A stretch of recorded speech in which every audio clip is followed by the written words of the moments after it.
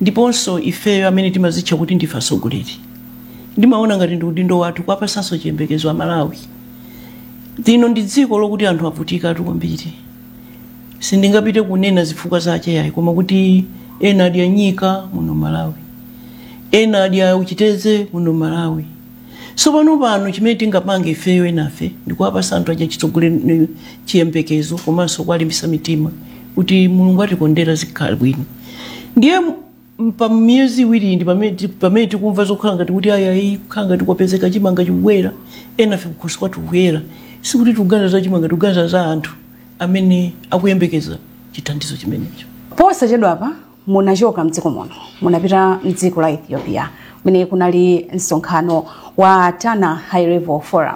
Nkhani yake inali yokhudzana ndi security kwambiri. Mwina kungofotokozera kunali zotani umeneko.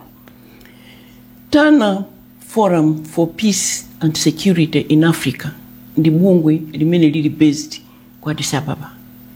Ine ndinasankhidwa kukhala board member wa Tana Forum imeneyo 10 years ago.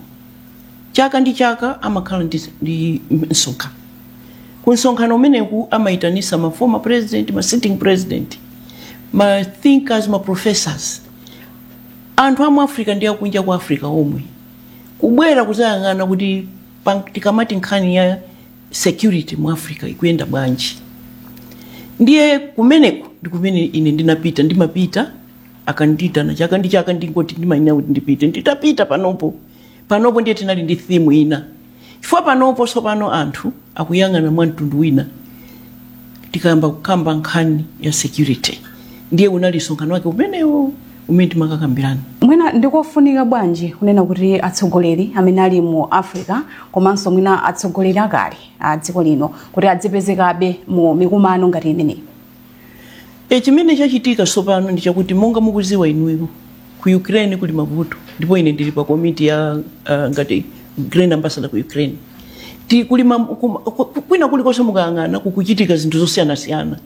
Chodandaulitsa muno Malawi, muno mu Africa, ndi chakuti munonso muli ma conflict. Ndiye kuti nkhani ya peace and security iyenera kukhala pa agenda. Ndiye kuti Tana Forum ikukhala more and more relevant now kuposa sonkalekale chifukwa zikuchuluka.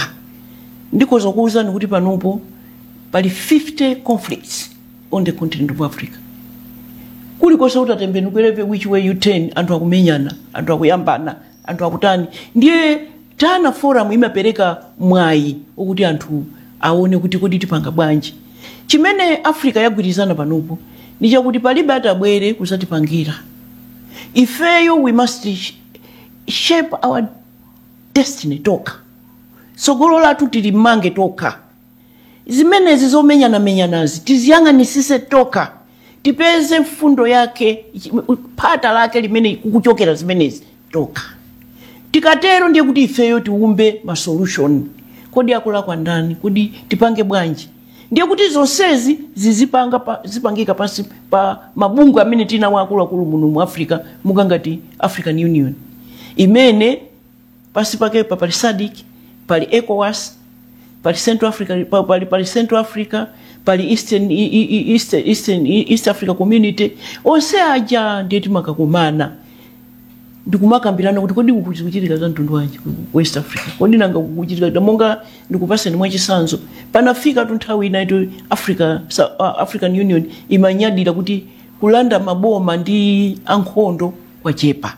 Anthu amangoti akachita ngati lero nkucha kubwereraso ku civilian. Pano zikukhala ngati kuti ndiye ndi pattern imene yalowerera. Ndiye mukandifunsa maka choticho kuti let's take ownership of the situation in Africa ourselves. Ifeyo toka ma African titenge ownership ndiye inali theme ya chaka chino. Mokuti imene ndinakayankhula party yanga ndionena kuti ndi inene pa chizungu mwina African ownership and agency in global uncertainties. Kuchitika zino kuchitika zokaikisa zotani zodandaulisa koma ifeyo ngati Africa mmenemo tichite bwanji navigate mavuto amene ngati Africa. Ndiye msonkhano uti makayang'ana zimenezo kuti tichite choncho tiyenera kuyang'ana kodi chimene chikupangisa mikangano ndi chani. Ndiye timakayang'ana kodi ndi natural resources zathu, kodi ndi climate change. Tifika kumeneko tisanthule zina mwa zifukwa zimene ndithu zikuchititsa kuti mu maiko omwe muzikhala ma conflicts. Komano ndimafuna titamvetsetsa kunena kuti atsogoleri amene ali mu Africa komanso dziko lino la Malawi mwina ndikofunikira bwanji kuti atsogoleri athu adzipitirirabe kupezeka ndithu mu mikumano ngati imeneyi mwina maiko apindule motani. Ibungwe la Tana Forum for Peace and Security in Africa niloima paloka. Sikuti ma sitting president akuza kungomva kuti kuli Tana Forum kunyamuka. Koma kuti ma recommendations Tana Forum on Peace and Security in Africa amakatira ku African Union. Ku African Union ndi kumene kuli ma president anthu osa Africa amakakumana kumeneko. Uku ku Tana Forum anachito sankhidwa anthu ndi mene imakalira board kuti ndi company yanga ija kuti anthu 10 ndi anthu 10 omwewo ndi amene atazikumana uku kwagwa chakuti ndikukambirana tipange bwanji zakuti ma recommendation amenewa azikathera main body ndi African Union. Ndiye kuti African Union ndi imene ingakhale sopano ikusanthula zimezi kuti izi tipange nazo bwanji. Tinapanga ma recommendation ena ambiri amene tatumiza kuti ku African Union. Mukandifunsa ndikuza mwafotokoza kunena kuti mikangano ina imene ikuchitika ndi imene ikubweretsa mwina mwake ma security issues m'mayiko. Mwina kuchokera ku msonkhano umenewo ndi ziti zimene mwina mwake mudapanga point out kuti mwina izi ndi zimene zili pa center point zimene zikukolezera mikangano m'mayiko.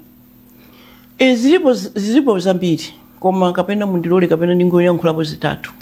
One ndi dziko linolo la Africa anzatu ku America ndi dziko limodzi, ku Europe pano akuyandikira kuti likhale dziko limodzi, China ndi dziko limodzi. Ife 1884 Berlin Conference inakhala pansi ndikugawa dziko la Africa ndikugawana mene timapangira kuti tagula chitumbuwa ndewe iweso ndiye kuti timayiko aja nakhala ogawikana imene ija timaisha kuti scramble for Africa. Ine ndine champion for climate justice. Ndi madandaula kwambiri ndi zimene zinachitika chifukwa cha zimenezo.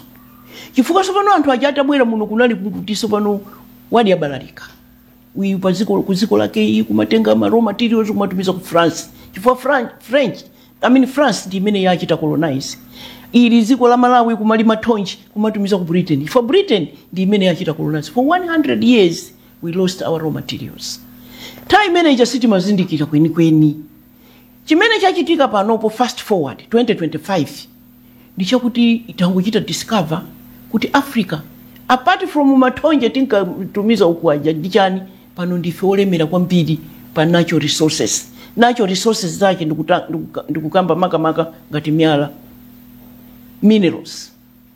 Ndipo palibe ineyo panopo I've convinced myself kuti palibe ziko limene mu Africa mulilipo limene kulibe ma minerals. Ifakale ife tinkati chifukwa chani Mulungu anapereka ma minerals ku Mozambique, ku Zambia kuli copper, ku Zimbabwe kuli gold, ku Tanzania kuli tanzanite. Ndiye kuti ife sana tipasa dumpa chifukwa chani. As it turns out, we've just discovered kuti ife so ndolemera mwina uposa so maiko ina. Chifukwa tanzanite, I mean rutile imene aipeza panopo akumaichulaso kuti titanium ndiye oil ya lero. Mukaona kupanga zindege zina zija zosowa zija zomenyera nkondo zija ma raw materials ache ndi titanium ndi rutile. Akafuna kupanga ma screen ma TV wa ndi rare earth. Ifeyo ti number 4 the whole world. Rutile ti number 1 the whole world. Palibe so ina ndi ma deposit ochuluka chocho. Ndiye kuti ziko ineyo I'm convinced kuti ziko lito sendero lemera. President Bingwa Mtarika anati may he so rest in peace. Ananena kuti it's not the country Malawi that is poor, it is Malawians that are poor. Ndiye taperezera zimenezo. Chifukwa sopano zimene zikuchitika nzakuti Africa yi ngati ife zathu zili choncho kuchuluka kwache. Ku DRC apeza zina, ku Namibia apezaso zina zonjezera kuti kazi chani kaya we are rich. Koma anthu athu ndi osauka. Maiko mwina ngati mwathu muno 80% akukhala ndi njala, akukhala movutika. And yet we are sitting in wealth. Ndiye kuti maiko mwina ifeyo mwai wake umene waife mwai watichitikira ife ndionena kuti zathuzi tikuchita discover mochedwa ochita discover mochedwa kwina anthu aphana chifukwa cha zomwezi chifukwa zimayambisa mikangano tu fwa inuyo ndiye kuti pamenepo muli wankulu mukudia zimene zizi anthu tikukuonani kuti mukutibera miyala yathu iyi ine nane ndine Malawi ndikuganiza kuti Bwanji wakudia kwambiri ineso mulungu izi ngati anayika munthu anandiyikiranso ineso ndiye zimene chamayiko mwina muchazimayambisa mikangano ndiye kuti inunso mufuna kulanda boma ndiye uyakuta ndiye uzokhazoka ife mwayi wake zikubwera mochedwa kotero kuti ineyo pemphero langa kwa Yehova ndila kuti we can draw lessons tikhoza kuphunzirako kwa ena amene anapeza kale zimenezi kuona kuti ayikoma mukatere mukakhala careless chonchi msogolera akakhala usalimba mtima yakatikatere anthu amamwalira tichita draw ma lessons amene ndikumoupeza mtima komanso ineyo submission yanga kumene kuti mapanga meeting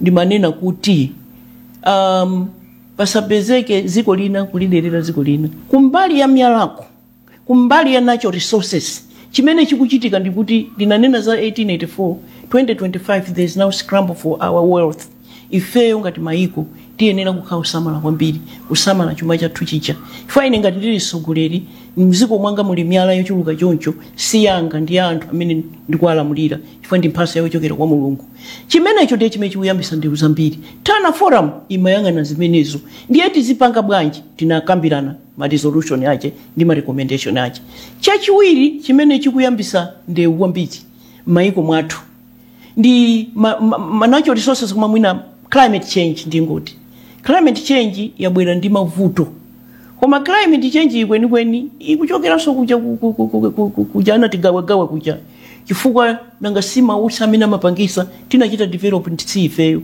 tinachita industrial sifeyo mausi aja they have spoiled our climate and our climate has come to bite us and Africans are paying the price ndiye kuti ngati maiko ngati Kenya ngati Tanzania kumena kuweta kwambiri ziweto akumamenyana no internal conflicts kukanganirana malo diesa ngombe zicha malo oyika omwesa ngombe zawo zicha the Masais ndi ena komaso kuberana ziweto zicha that is another area that is causing conflict the food security the effects of climate change chachitatu chimene chikubweresa kusagwirizana ndi mikangano ndi zisankho zikupezeka kuti tinapanga progress kwambiri democracy yathu koma panopo zikupezeka kuti asogoleri ambiri akukana uchoka ndiye kuti ikakwana nthawi yoti achoke ija zisankho zikuchitika anthu akuyamba kumenyana chifukwa awasakukhutira mene asankhirawa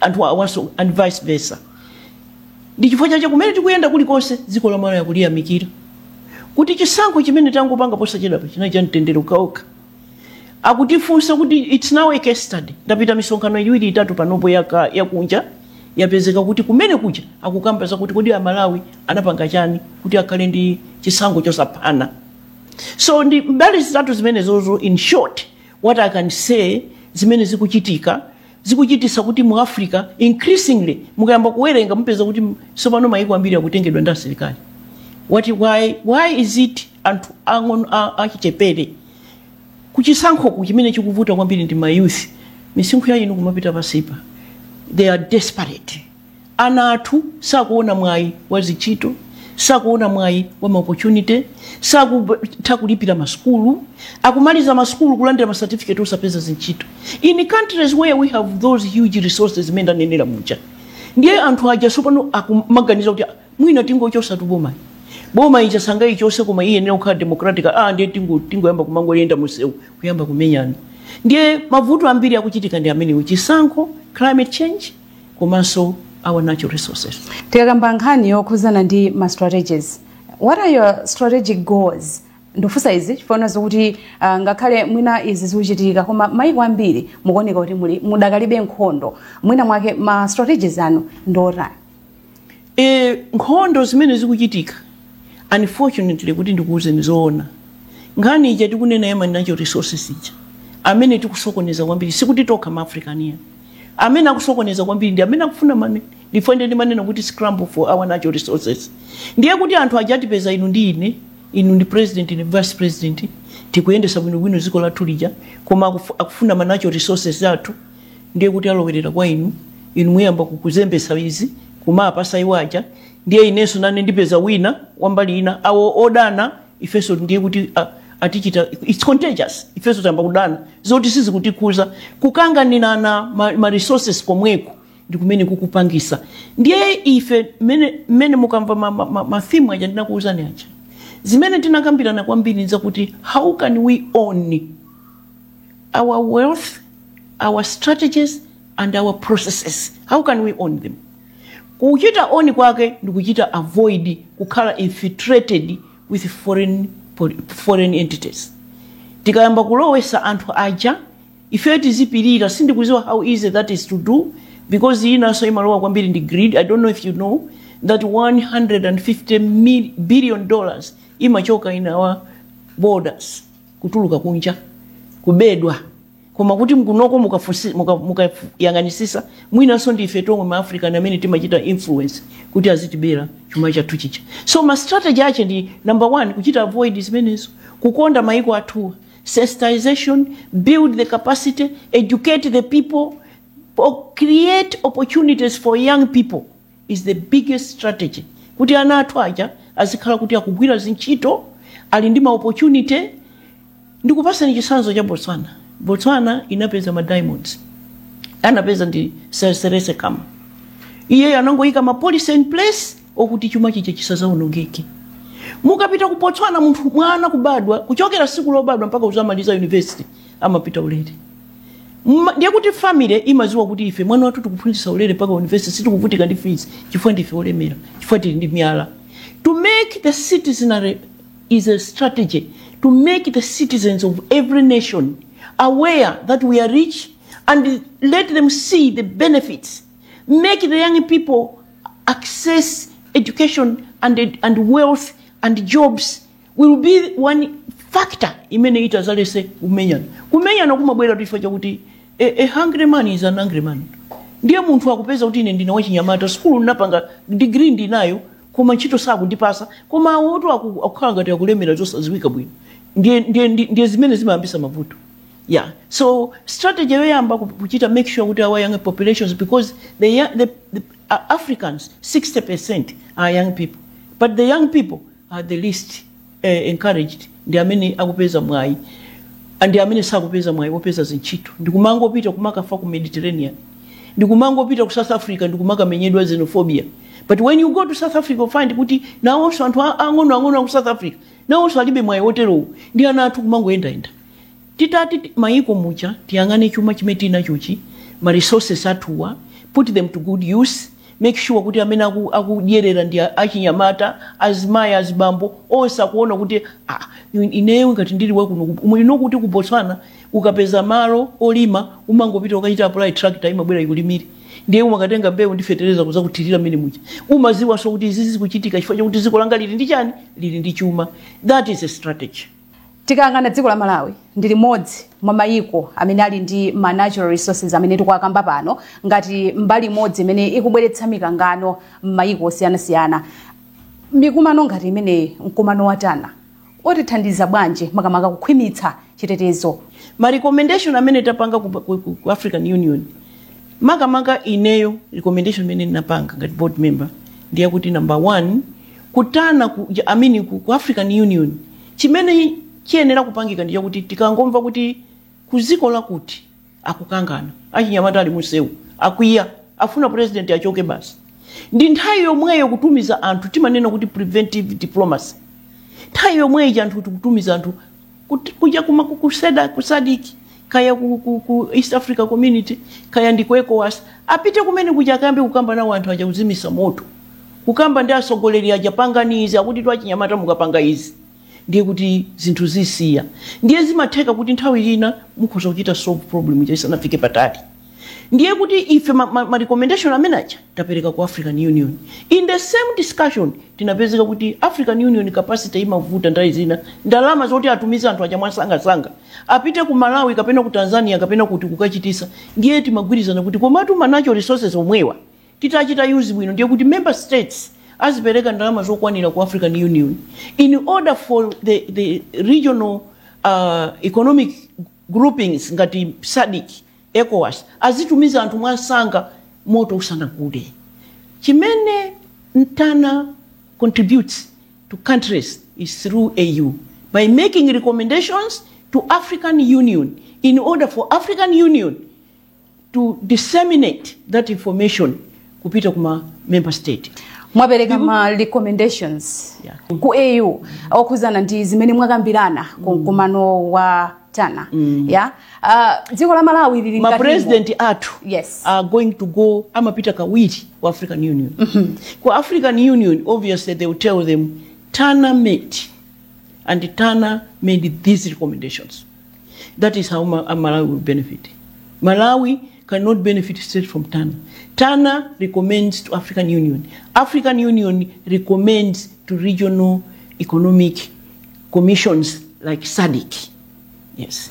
In your own assessment, what are most pressing security concerns that we have as a country? We haven't even started exploiting our resources. So what we can do is to learn from other countries that have made mistakes before.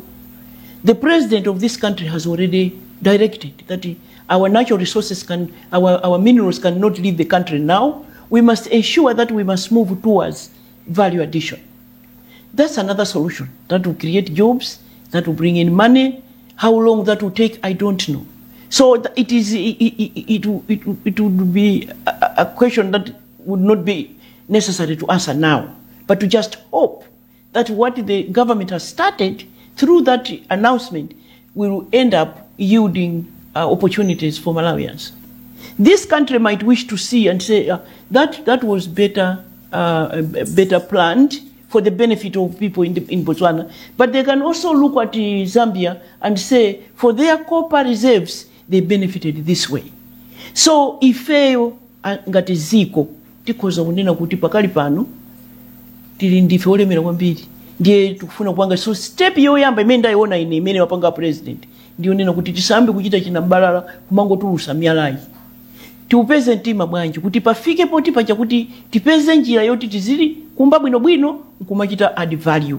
I have never spoken to him on this matter. I'm just assuming by his hearing kuti kwaperekedwa that directive. But further from that, you're asking me how Malawi can benefit is to look at what did Zambia do? What did Tanzania do? What did Botswana do? Are the people benefiting there from their natural resources? Because these resources belong to them. Are they, what did they do? If I also come up with this is the recommendation I made at African Union. But for those countries that are already at the top, must not dictate to the ones that have just found wealth and have not yet developed and telling them what to do. Because the leaderships of those countries will just see and learn from what others have done, how that has benefited their citizens and design their own programs. But frustration yambidi achiyamata. Achiyamata kwa frustrated chifukwa ifeyo magogoze ni tukukala ma state house. Siti kumva zimene kufuna natu. Akutilongosolera fetu tilibe nchito and they are 60% and indeed they have a case. Akumanya muka kumaka mira mu Mediterranean. Koma ife ndife olemera maiko mwatumu. 80% akukhalira ndi njala. Ndiye ifeyo anatwaja kuti zimenezo zite tipange bwanji. Ndiye tichite to exploit our minerals. Mwai wake amene akungotukuka panopo aphunzira kwaza. Faziko la kuti anatere. So that we don't need to reinvent the wheel. Koma ena amaunonga. First pano anaja this 60%. Akamaona akulu aja akudia ma resources aja which are their own resources. Ndikumena kuyamba kumaka guba museu kumamenyana. Ndikumalanda maboma. So recommendation ikhale bwanji. Tikumachedwa kupita kumene kucha. Tikamva kuti ziko lokuti achinyamata akuti akuguba museu atopa nazo zinthuzi. As city, we are not listening to the young people. Our children are going on the street. We need to pay attention. What is the main thing we need to do is to create opportunities for them. If it was possible, as rich as Africa is, it shouldn't be necessary for our children to go anywhere else outside their borders. Can we try this? Your Excellency, as we conclude, maybe what do you intend, what do you hope to do outside politics? Yeah, what I intend to do, fortunately for me, I was on the global stage already. I've been there for the last 16 years. So I work on 25 international boards. But here at home, I've also had to run the Joyce Banda Foundation with my daughter for the last 28 years. And everybody knows, aliyese akuza wikira umboni, kuti muziko muno, a Joyce Banda on the ground, apangapo kantu kapena yai. So apart from ndale zanga di mapangazo, koma Joyce Banda Foundation, yachitanso zambiri. Ndiye panopo program imene ndikufuna kuti tizichita concentrate on, ndione na kuti sopano pano, ana aja amene ndalera 27 years, ana amene ndachita mentor 27 years, akula. Ndiye pano ndikumathandiza anonso pano kuchita branch out, kuyamba so ntchito zothandiza ena. Monga ngati mudziwa nkhani ya Rita, inali mu news kwambiri 2 weeks ago. Rita ninampeza kumakheta ali ndi mayi ache ndikuka gawa chimanga ndi president ukapereka chakudya. Ndiye mayi ache anangondipasa tengani mwana ndi wanu. Ine ndimphunzitsa. Ine nantenga kupita nayo State House kwakhala nayo sanjika kumputumiza Joyce Banda Foundation kupambana nakammangira nyumba kumakheta kuja kuti nanga ndikazachoka kuno mwana wangayi. Kuchoka pamene paja namutumiza ku university anamaliza amagwira ntchito ku office kwanga. Yekha ndi amene anabwera kuzandiuza kuti amayi ndakula sopano ndi chimene ndimaganiza ineyo ndibwerere komwene kuja munandipeza kuja ndizikatenga zinzanga ndizikatumiza ku school ndiye wayamba bungwe lache the Rita Nyaude initiative ine ndampasa capital yoti apitize kumagwira ntchito zimenezo. Chikhumbo changa chimene ndinacho pamene ndafika apa ndichakuti sinzasiya kukhala member wa People's Party, koma ntchito yanga ikulu ikhale imene ifa ndimakhulupirira kuti imene ndikukuwuzani apa ndikuyitanidwa kwanga. Kuyangana amene alibe pogona wamangira nyumba utero kundukapereka makipo sachedwa amene amangira nyumba. Kwayangana kuti azimani young women leaders kwachita mentor. Kuchita kwache mentor ndi kumene koko. Kuti ena watumiza ku school ena 31 natumiza ku America amaliza ma masters degrees awo kumene koko andita na kuti ndipite chaka chino chokha cha 2025 talipitira school secondary 3000 university 2.5. Ndi imene yoyo ndi ntchito yokwanira kuti ndikhoza kumapanga. On the global stage ndili pa gulu la ma advisor president alive wa ku Azerbaijan, komanso ndili makomiti ambiri. Inanso kalata yabwera zulo yakuti pali bungwe limene global initiative, global fairness initiative based in America, limene lolo a chairman woyamba anali Bill Clinton.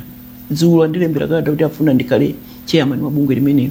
Zintchito zokhala ngati zimenezo zimene ndingapitirize kupanga kuno kwathu komanso on the global stage.